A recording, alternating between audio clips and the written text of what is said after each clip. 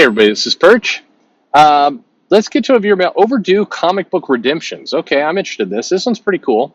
It says, "Hello, Mr. Perch. Hoping you're having a good day so far." I am. You know what I learned today, and I shit you not, this is almost going to be a video by itself, given the long running feud between myself and Arby's.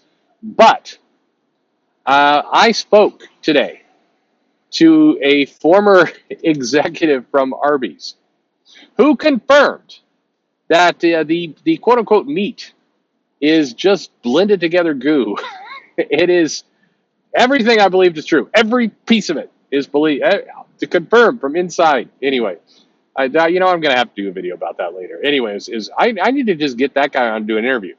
I have nothing to do with comics. My next interview, all about Arby's. That's what we're doing. Anyway, let's get to the mail. It says, "What are some overdue comic book redemptions that you'd like to see?" And I don't just mean characters getting morally redeemed for past wrongs. I mean characters, comic stories, entire storylines that have been taken in terrible directions by the comic writers and publishers that did more harm than good and need substantial course correction. I have two examples to get the ball rolling. Okay? The first is Hank Pym for Marvel Comics. Hank needs a true redemption story where he reconciles with everyone and finally gets to become a superhero again, for real this time. The thing is, this type of story could be told now in the main Avengers series after Jason Aaron leaves. You could do it while Jason Aaron's there, for that matter, where Scott, Janet, Nadia, and others try and separate him from Ultron or Pymtron, which is easier said than done and leads to all kinds of chaos. There's room for drama, suspense, heartbreak, wholesome emotions, and good old-fashioned superhero action. I think so. Don't laugh. I think that the Hank Pym redemption story is possible. I understand it's comics able to erase anything. So if you're telling me, the one shot where he backhanded Janet, which could have been easily erased due to Secret Invasion, you could have very easily retconned that entire thing right out of there by having it be a scroll. There's ways to get around that and have him be a hero again. And I do think in terms of a big storyline and a storyline that honestly would be something people could cheer for, dig in, I think exactly what you said. Get the members of the Ant-Man family together and basically have one of them, maybe Janet, I don't know, go, hey, or maybe Nadia is a better one, to go, hey, Avengers are not supposed to leave anyone behind. We're supposed to be both a team and a family. And yet, a member of our family is merged in some killer robot. We're content to just let that thing exist out there and corrupt the soul and memory. We're going back to either save him or, kill it. Wipe it off the face of the planet. We cannot have this thing wearing Hank Pym's face out there. That's not what the Band of Brothers. It's Band of Brothers time, and we're going to embark on a year-long storyline, 12 issues of how we're going to save Hank Pym, hopefully alive, or at least the legacy. And they basically rally the Avengers to go and say, we're going to go and we're going to do this, and we're going to face, whatever consequences it takes, because Avengers don't leave someone behind. And that's kind of the rallying cry. And then you go into a deep storyline that has lots of twists and turns and everything else, but does end with that heroic, happy ending of, Hank Pym, comes out of it, recovers, and both feels a renewed responsibility to, pay it back and be the best hero he can be. Look, there's ways to do it. But key here is however this goes down, when it's over and you have Hank Pym back, the writers, it has to be like this. You know how Marvel does have these unwritten rules where, you just can't do certain things. So if there becomes the unwritten rule that you cannot, make jokes and continue to hey, let's do a storyline where Hank Pym's too stressed at work and, oh no, he's going to start beating people again, beat his girlfriend. No. You don't get to do that storyline. There's tons of things you can do, but you're going to have to do something new. You cannot do I don't know, Hank Pym may be a bastard.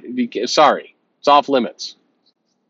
Easy to do with editorial. Anyway, the second example, back to the mail, is Scarecrow as a lead villain in a Batman event like Fear State. Interesting. The original event was poor and lacked any real teeth, but the concept of a horror-themed Batman storyline where Scarecrow is terrorizing Gotham City on October and all ends on Halloween is too good to pass up.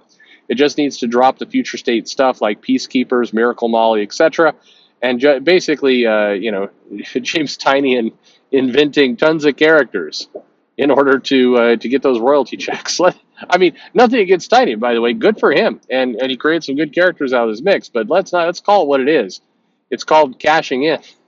And in comics, I mean, again, smart man. More people should do that. But I'm agreeing. Okay, let's finish this mail. But I'm agreeing with this point. Just focus on Batman hunting down Scarecrow before he engulfs Gotham in a perpetual state of fear. It would also help reestablish Scarecrow as a genuinely scary go-to Batman horror villain with a big story to his name. Okay, totally agree. I think this is one of the problems that a lot of comics have, but you've seen it in Batman for sure. Is they have a story that's fine. The Fear State Scarecrow story is a good idea, and they instead decide to jack it up with like Peacekeepers and all this other shit. You don't need any of that. Like, the best horror films go to the core, go to the basics, create primal fear. You do not need to add in a zillion other efforts to try and make it mean more. It means enough as it is. So just be confident. Comics has this problem. They get a good core idea. They're like, I know. What if we add in these 800 things? It's like, well, stop. War of the Realms, which I pick on a lot. Like, that's a cool story. Malekith's doing this, and some chaos going on spills over into Midgard. I know. Let's add like a Venom sword and a bunch of it. Like, no. Just keep it simple. Anyway, back to mail. Speaking of horror, Dormammu and Nightmare from Marvel Comics could do with some redemption. While they're known among comic fans, both of these villains have fallen in decline as far as villain credibility. They all have. Dormammu's role in the Last Annihilation crossover was a wasted potential, to put it nicely. That is putting it nicely. Fucking bullshit is what it was. And Marvel writers are seemingly determined not to do anything with value of Nightmare, even for Halloween. What these villains really need are creative teams who will give them their due and tell good, if not great, stories with them that truly put them back on everybody's radar as big-time villains. Same can be said with Shumagorath, who's a Lovecraftian cosmic horror, and no Marvel writers bother to tell stories with him as such a force in years. Your point's fine here, but please name me any Marvel villain at all that has some real teeth to it at all, anywhere. Is there one? There's Marvel doesn't do villains anymore. Marvel does random angry protesters who are against Mexicans, and then the heroes have to like stop them. Like, that's the villain in Marvel Comics, and that's not me being sarcastic.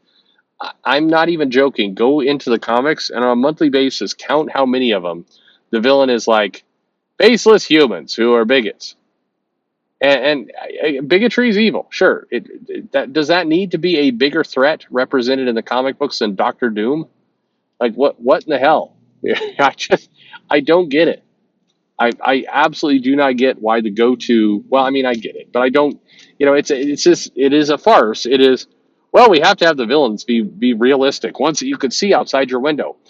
I'm living down here in Texas. You know how many protest marches I have seen of people trying to get like Mexicans out of the state? Zero. Maybe I live in a nice part of town. I don't know, but those things are not happening. You know how many white supremacy rallies I have seen in Texas? Zero. You know how many Confederate flags I've seen? A few, to be fair, but not many.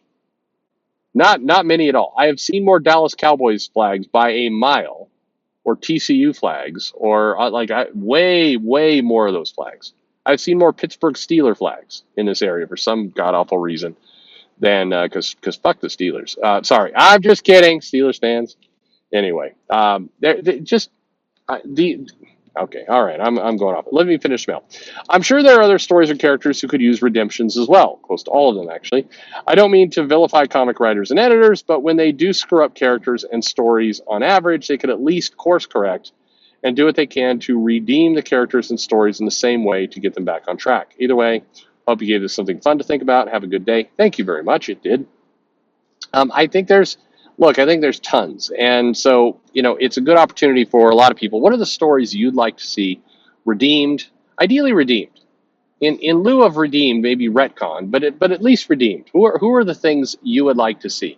Obviously, if you've been listening to this channel, I'd like to see the entire Krakoa era redeemed in the X-Men titles, for sure. But I mean, I think that there's certain characters and things that have been devalued over time. I think Spider-Man is one where we hear all in all, I mean, constantly. We hear writers and editors, people talk about how comic fans can't move on. They just want things to always be the same. Hey, you know something I would like to not always be the same? Spider-Man. I feel like I'm given a choice between, hey, let's have Spider-Man never evolve at all and just stay exactly how he's been, or that's option A. Option B, hey, we're going to kill him completely, and Miles Morales is now Spider-Man. It's like, oh, that's a shit A or B option. You can evolve Peter Parker. You can also have Miles Morales. Nothing against having Miles Morales, but it feels a little bit like I'm getting punked by people in comics where they go, hey, oh, you want things to change? Well, here you go. We're gonna completely kill off all the characters you like and replace them with new shallow versions that have no history or established character to them. But we're gonna ask you to love them even more than the old ones. Oh, you don't like that? Well, I guess you never want change, so we'll just keep regurgitating the same shit over and over again. Like, come on, you quit, be non-binary. Yeah. Anyway, that's what I would like. There's a ton of stuff that can be redeemed. What is your thing that you would like redeemed, change? Okay, I'll throw the two out there. Krakoa is one I would like to redeem. The other one that a lot of people will point out is John Kent and aging up. Okay, so we got those two out of the way. What are the other ones you'd like to see redeemed, changed, altered, retconned, whatever it happens to be? A course correction. I like that. Like and subscribe, of course, and thanks for listening.